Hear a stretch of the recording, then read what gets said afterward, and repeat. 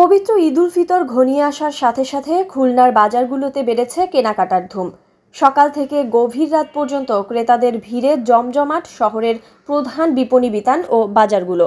ব্যবসায়ীরা বলছেন চলতি বছরের বেচাকেনা প্রত্যাশার চেয়ে ভালো হচ্ছে, যদিও দ্রব্যমূল্যের ঊর্ধ্বগতির কারণে কিছু ক্রেতা এখনও বাজেটের হিসাব নিকাশ করছেন। শিববাড়ি মোড়, কেসিসি মার্কেট, নিউ মার্কেট, ডাকবাংলো মোড় সহ বিভিন্ন শপিং মল ও মার্কেটে দেখা গেছে উপচে পড়া ভিড়।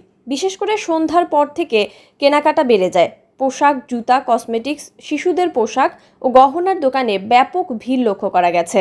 বিক্রেতারা বলছেন ঈদের জন্য ট্রেন্ডি ও পাকিস্তানি পোশাক বেশি বিক্রি হচ্ছে। ক্রেতাদের মধ্যে তরুণীদের চাহিদা বেশি দেখা যাচ্ছে, দেশি ও পাকিস্তানি পোশাকের প্রতি আকর্ষণ একটু বেশি। তবে সাধারণ মানুষের অভিযোগ, বাজারে দ্রব্যমূল্য আগের চেয়ে অনেক বেড়ে গেছে। তবে কেউ দাবি করছেন দাম আশানুরূপ স্বাভাবিক আছে। বাজার এলাকাগুলোতে প্রচণ্ড যানজট তৈরি হয়েছে, তবে আইনশৃঙ্খলা বাহিনী সার্বক্ষণিক তৎপর রয়েছে।